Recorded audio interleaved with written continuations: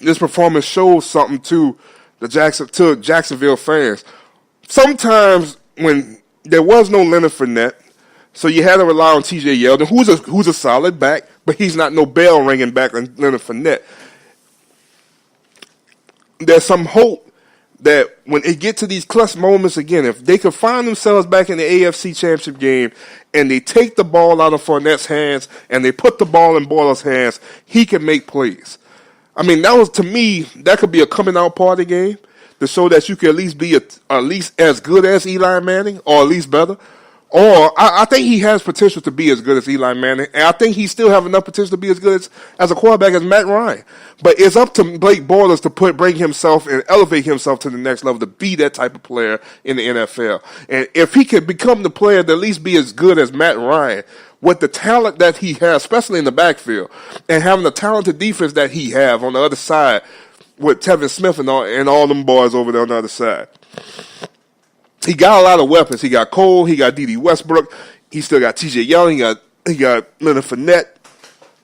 He got Safari Jenkins. He got a lot of talent around him. I think this young man could be very, very special. And I think with a game like that, he probably showing people that I can play some football, and I know I can lead this team back to where we want to be. And we want to be in Atlanta in Super Bowl 53 playing somebody from the NFC. Low-key, I'm pulling for the man. I think the man got a lot of potential. I think now it's up to him to learn how good he is. But he cannot digress. He got to keep going forward. Progression is the key. Progression is the key. If you want to be one of the elites, first thing first, you took down the elite yesterday, so shout out to him doing that. So, go give him a cool bomb. But at the same time, if you want to be one of the elites, because when you think about the next generation quarterbacks in the NFL, for sure you got your horsemen in Rodgers, Brady, Breeze, Ryan, Newton, Eli. To me, those are your OG guys. You know what I'm saying? I mean, I'll throw Wilson in there too. Those are your true OGs. I'm talking about you guys that's in your 20s, early 20s. When you think about Bortles, you start thinking about Pat Mahomes, Deshaun Watson, Jimmy G. Potentially one day, Jesus Christ. Josh Allen, Baker Mayfield, all these guys, the next generation OG quarterback, the next generation quarterback, Derek Carr, all these guys. Who's going to be the catalyst? Who's going to be the Brady's? Who's going to be the Breeze? Who's going to be the Rodgers? Who's going to be the Wilson? Who's going to be the Cam? Who's going to be the Matt Ryan, the Eli Mannings? And right now, I think that's what Blake Bortles find himself. To me, he can have potential as good as Matt, or he can find himself as good as Eli. I think that's the two you can put him as good as right now. And I think it favor more Eli than anything. I think we all know that. So I'm very impressed with them. I thought they did a good job yesterday. I thought they was going to fight for a long time, and I thought New England was going to find a way to win that game. But shout out to the Duval boys. Them Duval boys found a way to win. So it's not too early to start looking at standings. I'm not going to look at them yet. I'm going to probably wait till after week 3 to see what's going to happen. A few more divisional games are going to happen next week.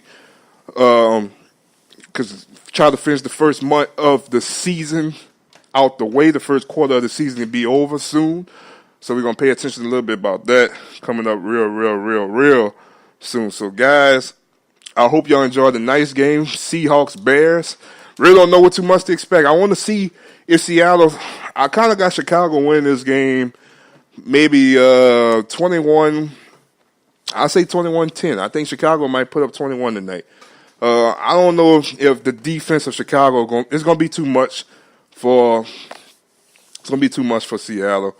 I don't think Seattle going to be able to protect Russell Wilson tonight. I just don't see it happening. There's going to be too much for Seattle tonight. I think Seattle going to find themselves in an early hole at 0-2, and people are going to be looking for questions and answers from the Seattle Seahawks this year. But we're going to pay attention about that. We talk a little bit about that on Wednesday.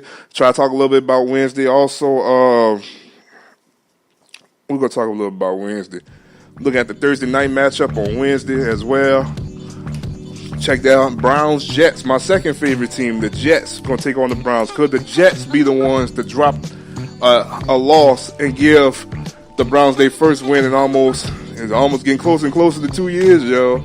So pay attention a little bit about that as well. I love you guys. Thank y'all for listening. Look, check me out on Spreaker. Check me out on YouTube. It's Third Down. I'm your host, T. Wayne the Don. God bless you guys.